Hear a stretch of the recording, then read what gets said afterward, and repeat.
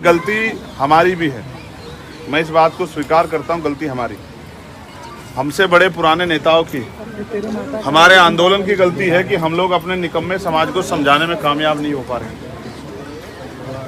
बाबा साहब का इतना बड़ा स्टैचू लगाते हो, घरों में बाबा साहब की तस्वीर लगाते हो, घरों के बाहर बाबा साहब के पोस्टर लगाते हो, इतने बड़े बड़े बैनर लगा रखे हैं मैंने देखे इस बस्ती में, और फिर भी इन नकली बाबाओं के पास जाते हो। हाथ जोड़ के कह रहा हूँ, अंधविश्वास पाखंडवाद में मत पड़ो, नकेल कर देता आज। लेकिन यहाँ तो आप खुद गए हो जाके मरने के। एक आदमी अगर 800 आदमियों की जिम्मेदारी उठाएगा तो कहाँ संभव है? ये सच है। गलती पुलिस के अधिकारियों से भी हुई है, बिल्कुल सच है। लेकिन सच ये भी है कि सरकार ने भी लापरवाही बरती है, ये भी एक कड़वा सच है। क्योंकि सरकार इस बात को जानती है कि कौन लोग वहाँ ज़्यादा संख्या में जा रहे हैं, और उनके जीने और मरने से कोई फर्क किसी को पड़ता नहीं।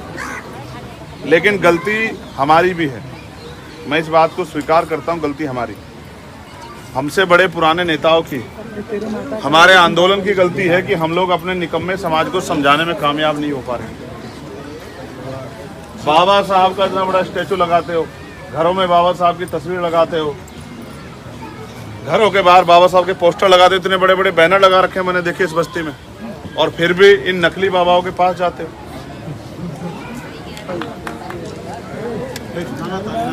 बाबा साहब अंबेडकर के संघर्षों को भूल के और वहां जाते हो ये सोच के कि आपकी गरीबी, परेशानी, लाचारी, बीमारी, आपकी समस्या बाबा ठीक कर देंगे। और तो बताओ कितनी ठीक हुई? परमानेंटली नहीं ठीक होगी क्या?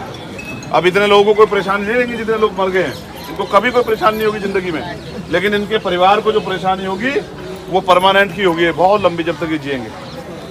जिसने अपनी बहन खो दी, जिसने अपनी माँ खो दी, जिसने अपनी बेटी खो दी, जिसने अपना बेटा खो दिया, उनके जीवन में सदैव के लिए अंधेरा हो गया। महसूस करो, अगर हम अपने लोगों को समझाने में कामयाब हो जाते कि अपने महापुरुषों के रास्ते पे चलना है, और वो लोग महापुरुषों के रास्ते पे चलते, तो ये दिन थोड़े देखना पड़ता। तो हमें अपने अंदर भी झांकना चाहिए।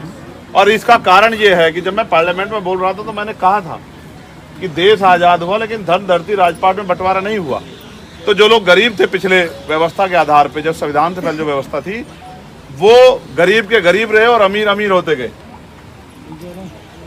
अब उन गरीबों को अपने पैरों पे खड़ा होने के लिए तमाम तरह के संघर्ष करने पड़ रहे हैं, और ये लोकतांत्रिक जिम्मेदारी थी कि हर व्यक्ति को सुख सुविधा और सम्मान मिले। लेकिन मैं समझता हूँ कि आप वहाँ गए क्यों? आप इसलिए वहाँ जाते हो कि जो गरीबी आपकी ज़िंदगी में है, आपके बेटे को रोजगार नहीं मिल रहा है, बेटी की शादी नहीं हो रही है, मकान टूटा फूटा मकान है, ज़मीन नहीं है, बीमार है, तो बाबा जी से आशीर्वाद लेके सब चीज़ ठीक हो जाएंगे। तो हुई क्या?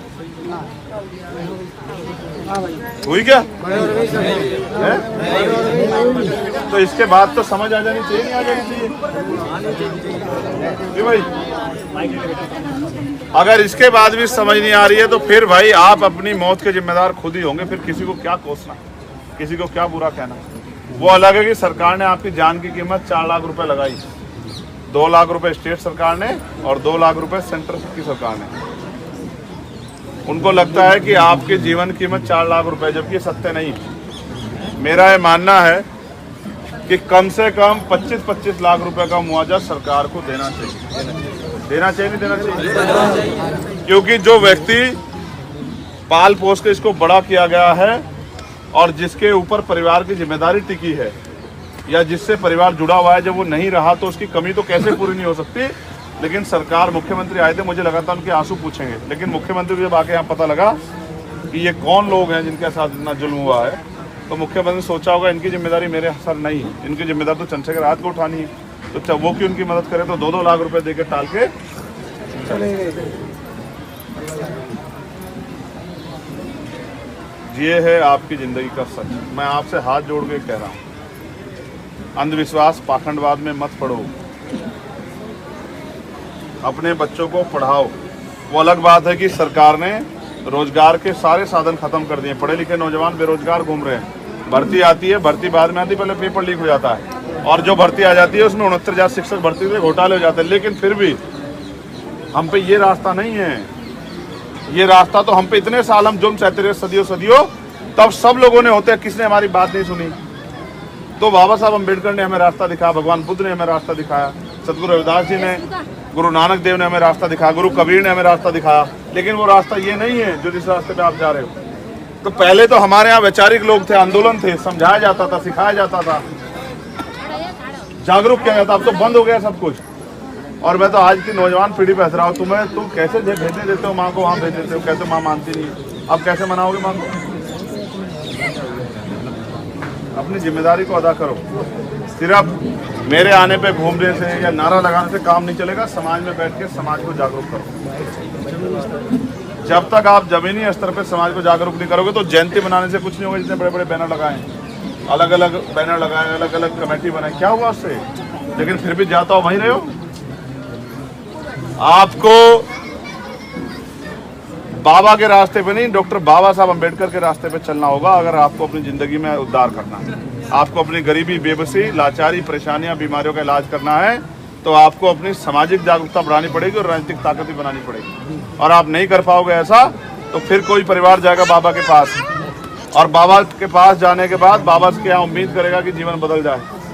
और मैं तो ये जो मीडिया के साथ इनके माध्यम से कहना चाहता हूँ बाबा जी को, ये वाले बाबा जी, अपने वाले बाबा जी नहीं, उनके विचार तो हम पे हैं। ये जो बाबा जी यहाँ वाले, कि अगर वास्तविकता में इनके हितैषी हो तो इनको कम से कम 1-1 करोड़ रुपए का मुआवजा अपनी तरफ से दो। अगर आप इनके हितैषी हो, जिनकी जान चली गई, जिनके परिवार का सूरज छिप गया है, उनको कम से कम 1-1 करोड़ रुपए का मुआवजा दो, तब तो मैं मानूं कि आप इनके हितैषी, क्योंकि ये आप ही के नाम पे तो गए थे वहाँ। और अगर आप ऐसा नहीं करते तो ये माना जाए कि आप भी इनसे कोई प्रेम नहीं रखते। तो मैं आपसे अपील करता हूँ, ये जो मेरी माएँ बहनें बैठी हैं, ये यार पीटीआई वाले तुमने बड़ा परेशान कर दिया। तुम्हें अपनी इसकी पड़ी, तुम डिस्टर्ब कर रहे हो इस तरह से। इसका खामियाजा फिर भुगत लोगे क्या?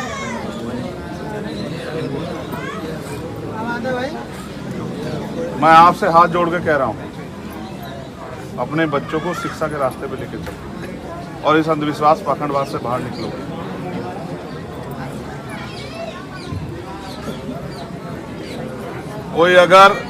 कोई सामंती, कोई गुंडा अगर आप पे अपराध कर देता तो मैं उसके नकेल कर देता आज। लेकिन यहाँ तो आप खुद गए हो जाके मरने के।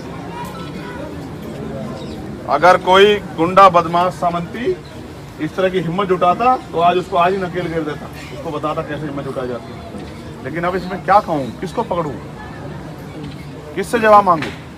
इतने लोगों की जान क्या मेरे लोगों की जान की कोई वैल्यू नहीं है? कितने लोग चले गए हैं? एक जानवर मरता है तो भी बवाल हो जाता है, इतने लोग मरे हैं, किसी को फर्क नहीं पड़ रहा है।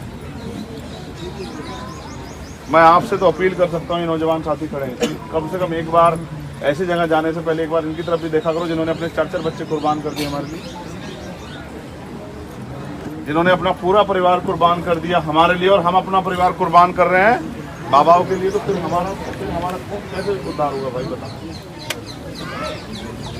ये कुरीतियाँ जो हमारे समाज में घुस गई है, नशा हो किसी भी तरह का, और ये अंधविश्वास पागल, इससे बाहर निकलो अगर जिंदा रहना है।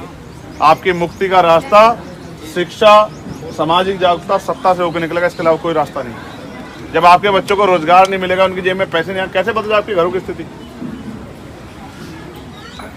इसलिए मैं आपसे हाथ जोड़ के अपील करता हूँ, इन परिवारों के लिए तो मैं संवेदना प्रकट कर सकता हूँ। मेरे हाथ में नहीं है अभी कुछ इतना, अगर मेरे हाथ में ताकत होती तो मैं करके दिखाता 1 करोड़ रुपए का मुआवजा देकर इन परिवारों को। और जिन्होंने ये किया है, जो भी इसमें शामिल हो, कोई ऊपर ले कोई हो चाहे, आज उन सबको जो है उन पर कार्रवाई करके साबित कर दिखाता तो मैं किस तरह से जो गरीबों की जान से खिलवाड़ की जाती।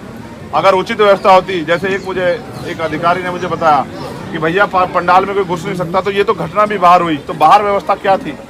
80,000, लाख, 2 लाख लोगों की जिम्मेदारी पे कितने लोग लगाए गए थे व्यवस्था के?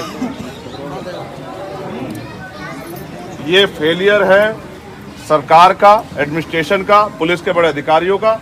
और अगर गाज भी गिरेगी तो इन पे गिरेगी, बेचारों पे, इंस्पेक्टर पे, सीओ पे, दरोगा पे, हेड कांस्टेबल पे। लेकिन जी जो अधिकारी दफ्तर में बैठ के ऑर्डर करते हैं उन पे नहीं गिरेगी गाज। इसलिए मैं आपसे अपील करता हूं, मेरा आग्रह है आपका बेटा होने के नाते कि इस अंधविश्वास, पाखंडवाद से बाहर निकले। और इन पर जब भी आपको कोई ऐसा मन करता है, इन परिवारों को देख लेना जिनका सब कुछ उजड़ गया। मैं इस मामले को इतनी आसानी से नहीं छोड़ूंगा। मैं इस मामले को पार्लियामेंट में उठाऊंगा और सरकार से जवाब मांगूंगा। सरकार बच नहीं सकती, सरकार भाग नहीं सकती। और जो भी दोषी होगा इनकी जांच, मैं इसलिए देर से आया कि पहले शांत हो जाने दो, थोड़ा सा पता लग जाए क्या क्या हो रहा है। जो इनकी जांच कमेटी और इनकी रिपोर्ट बन जाएगी उसको भी हम लोग जो हैं स्टडी करेंगे, और अगर हमें कहीं भी कोई कमी लगेगी तो फिर हम जो हैं पार्लियामेंट के जरिए इसकी पुनः जो है हर तरह से जांच करा के और अपने लोगों को रिलीफ दिलाने का, अपने लोगों की मदद कराने का काम करेंगे। 2-4 लाख रुपए में तो एक बच्ची की शादी भी नहीं होती। कैसे मुख्यमंत्री को लगा कि 2 लाख रुपए में जीवन खत्म, जीवन पूरा हो जाता है? एक तरफ 50 लाख रुपए का मुआवजा देते हो लखनऊ में और दूसरी तरफ यहाँ 2 लाख रुपए का मुआवजा देते हो। ये है सबका साथ सबका विकास? हाँ, सच है कि जाति धर्म देख के अब मुख्यमंत्री जी तो आपको परिवार मानते हैं, अपना परिवार बताते हैं, लेकिन क्या हुआ? जाति आड़े आ गई क्या? जो 2 लाख रुपए बात टिकी, क्या आड़े आ गया? इस सच को आप भी मान लो, इस सच को आप भी मान लो कि उनके जरिए आपका भला नहीं हो सकता। तो मैं इन परिवारों के प्रति महापुरुषों से प्रार्थना करूंगा कि उनको ये दुख सहने की शक्ति मिले और वो अपने पैरों पे खड़े हो जाएं। ऐसी मैं प्रार्थना करूंगा, मैं प्रयास करूंगा कि सरकार इनको उचित मुआवजा दे। इसके लिए भी हम भरसक आवाज़ उठाएंगे। लेकिन मैं आपसे आग्रह कर रहा हूँ, आपकी ज़िंदगी की कीमत है, अगर किसी और के लिए नहीं तो आपके इस बेटे के लिए तो है ही। तो अपनी ज़िंदगी की कीमत को समझें और अंधविश्वास पाखंडवाद से बच के अपने जिसको भी इष्ट को मानना है अपने घरों में ही मान लें। इस तरह की भीड़ का हिस्सा ना बने, अपनी ज़िंदगी के साथ खिलवाड़ ना करें। भाई, मैं आपसे प्रार्थना करता हूँ कि आप अपने बच्चों को अच्छे शिक्षा देकर अपने साथ लेके चलेंगे और इस घड़ी में आज भी और हमेशा हम लोग सब आपके साथ। और मैं महेंद्र जी से कहूँगा, चौधरी महेंद्र सिंह जी के, वो इन परिवारों के साथ आते जाते रहें, इन परिवारों के दुख सुख में शामिल रहें और इनको अपनी टीम भेज के यहाँ कैटराइज करने का भी काम करें, विश्वास पाखंडवाद से निकालने में भी आसानी करें। ठीक है, मैं आप सबसे जो है इसके लिए मंगल कामना करता हूँ और आपसे अभी आशीर्वाद की अभिलाषा करता हूँ कि आपका आशीर्वाद मेरे ऊपर बना रहे।